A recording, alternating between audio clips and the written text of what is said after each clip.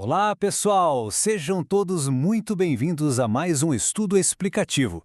Hoje a gente vai embarcar numa jornada incrível que mistura física teórica, a essência da nossa alma e os mistérios profundos da vida fora da Terra. O nosso foco principal de hoje está mergulhado no capítulo 6, Vida no Sistema Solar, do livro As Dimensões e os Extraterrestres. É um texto fascinante que propõe que o universo é feito de camadas que a gente nem imagina.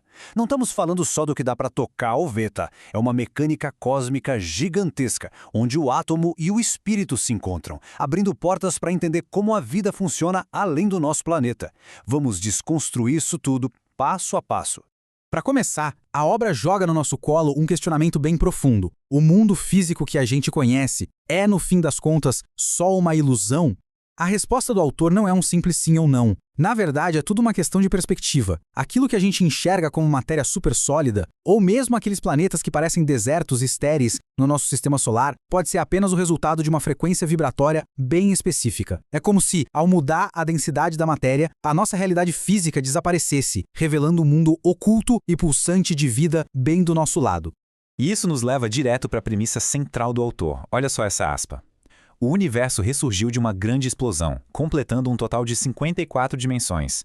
Essa teoria convida a gente a abandonar completamente aquela ideia ultrapassada de que tudo se resume às 3 dimensões que enxergamos. Imagina uma estrutura colossal, formada por dezenas de camadas vibrando numa frequência que os nossos olhos, puramente físicos, simplesmente não conseguem captar. Mas para entender como essas 54 dimensões abrigam a vida no cosmos, a gente precisa primeiro olhar lá para o fundo, para o infinitamente pequeno. Parte 1. O segredo da densidade. A base científica que o livro propõe para explicar tudo isso está numa partícula hipotética chamada âniton. Enquanto a ciência tradicional fica lá focada no átomo, nos prótons, nos elétrons, essa física esotérica vai além e diz que o próprio átomo é formado por essas partículas ainda menores, os tais dos ânitons. E aqui está o grande pulo do gato. O espaço entre eles, se eles estão mais apertadinhos ou mais soltos, é o grande segredo. É justamente isso que dita a densidade de absolutamente qualquer coisa que existe no universo. Para ficar mais fácil de visualizar, o autor usa uma metáfora didática que é genial. Pensa nas dimensões da matéria como os estados da água. Imagina um cubo de gelo. Ele é denso, sólido, pesado. Se a gente coloca calor, ele derrete, a água flui e as partículas ali dentro começam a se afastar uma das outras. Se aquecer mais ainda, vira um gás invisível. A substância continua lá. A essência é a mesma, mas você já não consegue segurar. Na teoria do livro, os átomos fazem exatamente a mesma coisa para mudar de dimensão. Eles se descondensam, se expandem e, de repente, somem da nossa visão. É exatamente esse movimento que a gente vê ilustrado aqui. As partículas vão se distanciando. Quando o átomo descondensa, o volume dele aumenta absurdamente e ele perde densidade. E a consequência disso é crucial. Ao ficar menos denso, a matéria passa a vibrar muito, mas muito mais rápido. Essa mudança abrupta de velocidade é a chave que faz um objeto, ou até mesmo um ser vivo inteiro, sair da nossa realidade de 3 dimensões e entrar numa dimensão completamente nova, num piscar de olhos. Parte 2. As 54 dimensões. Agora, 54. Esse número não caiu de paraquedas no texto. Seguindo a lógica do autor, a matéria original tem a capacidade de se expandir e descondensar até 54 vezes. E cada salto desses cria um nível totalmente diferente de realidade. O resultado prático disso são 54 dimensões distintas que existem ao mesmo tempo e ocupam, pasmem, o mesmo espaço que a gente está ocupando agora. Isso quer dizer que a Terra, ou Marte, ou qualquer cantinho do nosso sistema solar tem 54 camadas invisíveis sobrepostas. Loucura, né? Mas para a gente não ficar tonto com essa imensidão cósmica, o material organiza essas 54 dimensões em 3 grandes blocos, ou planos de existência. Primeiro, a gente tem o plano físico, que é essa nossa realidade mais densa. Depois, subindo um degrau, o plano astral, onde a matéria já é uma energia super sutil. E lá no topo, o plano espiritual. Nessas dimensões mais elevadas, não existe mais matéria condensada de jeito nenhum. É só energia primordial pura, vibrando numa harmonia absoluta. E o autor não joga isso no ar, não. Ele traz uma matemática super metódica para mapear o que ele chama de biodimensões. Dá para notar que o universo, segundo a teoria, não é um caos, é uma arquitetura precisíssima. Essas dimensões superiores são tão sutis que elas atravessam as mais densas sem causar nenhum atrito. Pensa em ondas de rádio cruzando uma parede de tijolos. É por causa disso que, em tese, mundos inteiros e invisíveis podem existir paralelamente ao nosso, repletos de formas de vida que a gente nem sonha. Parte 3. O limite da luz. Bom, a nossa dimensão física aqui tem uma regra de trânsito bem severa, o limite da velocidade da luz, aqueles famosos 300 mil quilômetros por segundo. Mas nas dimensões superiores que o texto descreve, a brincadeira muda. A descondensação dos átomos gera uma energia cinética tão colossal que empurra a matéria para velocidades infinitamente maiores do que a da luz. As leis da física que a gente aprende na escola simplesmente viram poeira lá em cima.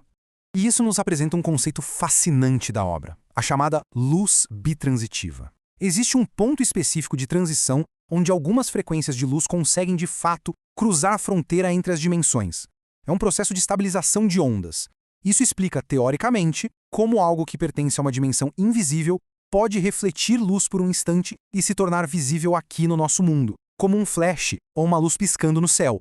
E é exatamente essa física interdimensional que embasa aquele papo sobre a vida no sistema solar e os fenômenos extraterrestres que vemos no capítulo 6. O autor propõe que naves alienígenas não ficam cruzando o espaço vazio que nem foguetes. Elas navegam entre essas dimensões. Elas manipulam a densidade delas mesmas para viajar acima da velocidade da luz, não sentem inércia, ignoram a gravidade, tudo usando campos magnéticos. É por isso que seres de outras dimensões poderiam muito bem visitar ou até morar no nosso sistema solar sem o nosso radar captar absolutamente nada. Parte 4. O corpo astral. Agora, tirando o foco das naves, como é que essa teoria grandiosa se aplica a nós mesmos? A resposta entra direto no mistério da origem da vida. Segundo o livro, o átomo físico por si só é frio, denso e inanimado. A vida, de verdade, só acorda quando essa matéria física se entrelaça com o átomo astral. É o espírito que desce dessas dimensões sutis para literalmente fecundar a matéria.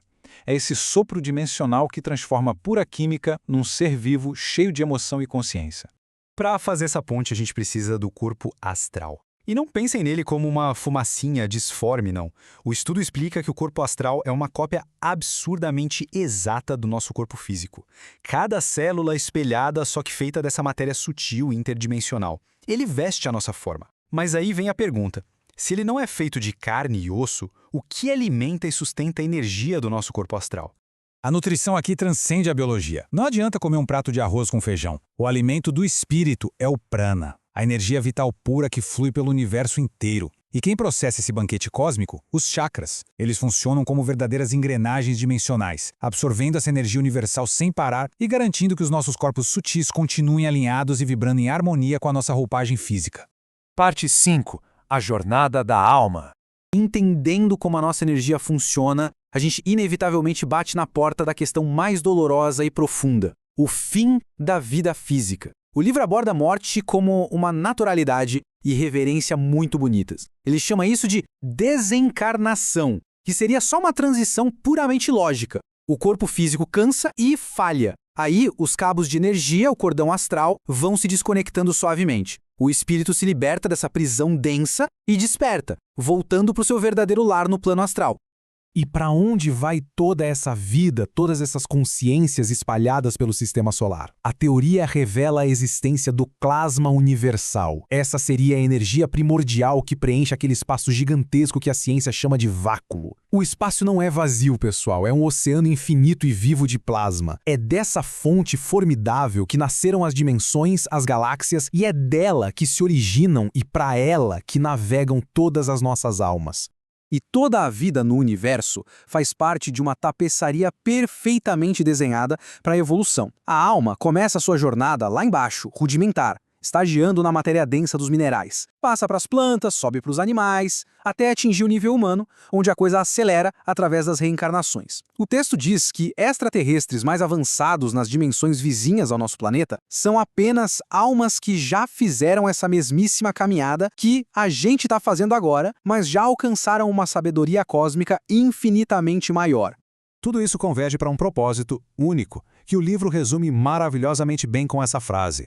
O espírito tende a retornar à consciência cósmica, e isto só é possível através da evolução. Toda essa loucura de 54 dimensões, essa física além da luz, a multiplicidade de mundos habitados, tudo isso é só um imenso palco metodológico desenhado com muito cuidado para o nosso próprio aprimoramento, para o triunfo da nossa alma. Juntar essa física de partículas hipercomplexa com os grandes mistérios espirituais do nosso sistema solar deixa a gente bastante pensativo, né? A gente percebe que não somos só uma biologia frágil que dura alguns anos. Diante desse oceano de dimensões e possibilidades, eu deixo essa provocação para a gente refletir. E se nós formos, na verdade, seres ancestrais, imensos e multidimensionais, vivendo apenas uma experiência minúscula e temporária neste corpo físico? O universo está aí, super vivo, pulsando nessas camadas invisíveis coladas na gente. Muito obrigado por acompanhar esse estudo tão profundo de hoje e continuem sempre questionando. Até a próxima!